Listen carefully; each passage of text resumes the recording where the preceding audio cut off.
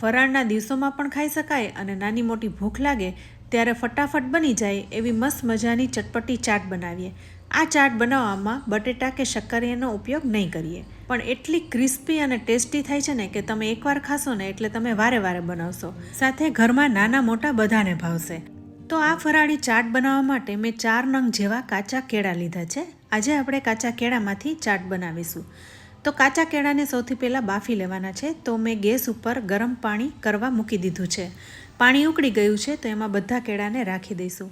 Pressure કુકરમાં પણ આ કેળાને બાફી શકો છો, પણ વધારે કૂક ન થઈ જાય એટલે છૂટા જ બાફીશું. હવે આમ જ આ કેળાને 15 મિનિટ માટે છોડી દઈશું. વચ્ચે વચ્ચે કેળાની સાઈડ ચેન્જ કરતા રહીશું. તો હવે 10 મિનિટ થઈ ગઈ છે તો બધા કેળાની સાઈડ ચેન્જ કરી લઈએ. ત્યારબાદ ફરી એને ઉકળવા રાખી દઈશું. હવે 15 મિનિટ થઈ ગઈ છે. અહીંયા તમે જોઈ શકો છો કેળાની સ્કીન છે એ ફાટી ગઈ છે, ખુલી ગઈ છે. તો બસ હવે ગેસ બંધ કરી અને બધા કેળાને બહાર કાઢી લઈશું.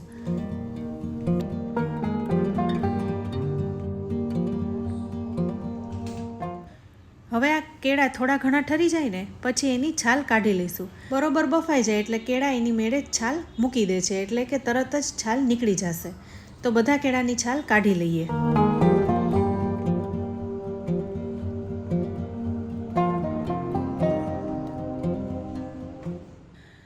હવે છાલ કાઢી લીધા પછી દરેક કેળામાંથી આવા નાના પીસ તૈયાર કરી લેવાના છે. તો અહીંયા 1 કે 1.5 ઇંચ જેવી થિકનેસ રહે એ રીતના બધા પીસ તૈયાર કરી લેવાના છે. આ બધા પીસને તળી લેવાના છે. તો ગેસ ઉપર તેલ ગરમ કરવા મૂકી દીધું છે. મીડિયમ ટુ હાઈ ફ્લેમ ઉપર આ બધા પીસને તેલમાં ગોઠવી દઈશું અને હાફ ફ્રાય થઈ જાય એટલા તળી લેવાના છે.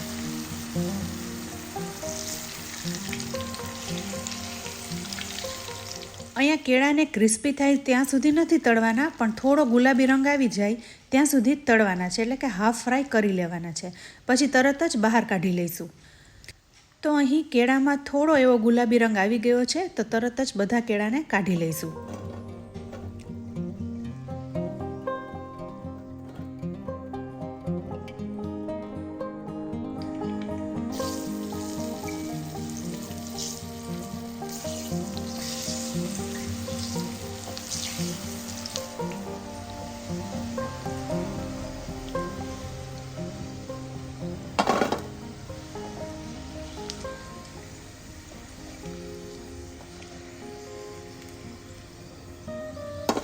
હવે બધા કેળાને હાફ ફ્રાય કરી લીધા છે. તો ચોપિંગ બોર્ડ ઉપર આ કેળાને આવી રીતના ગોઠવી દઈશું.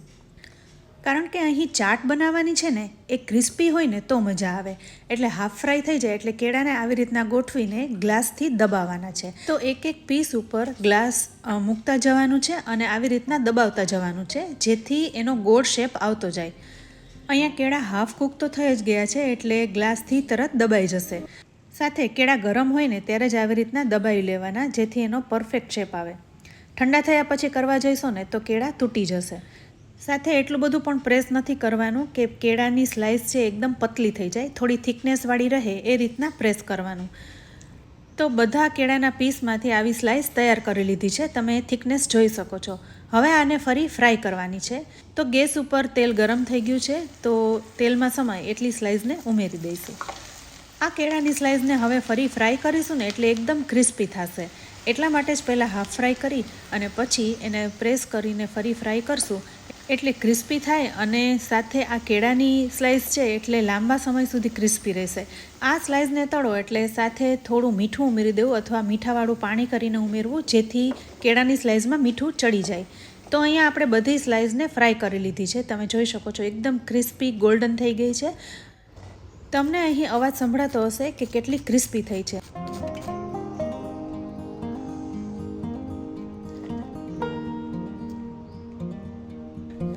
હવે ચાટમાં ઉમેરવાનો એક મસાલો તૈયાર કરીએ. તો 1 ટીસ્પૂન જેવો ચાટ મસાલો લીધો છે, સાથે 1 ટીસ્પૂન જેવો શેકેલા જીરાનો પાવડર અને હાફ ટીસ્પૂન લાલ મરચું પાવડર લીધું છે. આ બધું મિક્સ કરી લેવાનું છે. જો તમે ફરાળમાં લાલ મરચું નથી ખાતા તો મરીનો ઉપયોગ કરવાનો. તો હવે આ મસાલો તૈયાર થઈ ગયો છે. તો કેળાની ચિપ્સ ઉપર છાંટી દઈશું.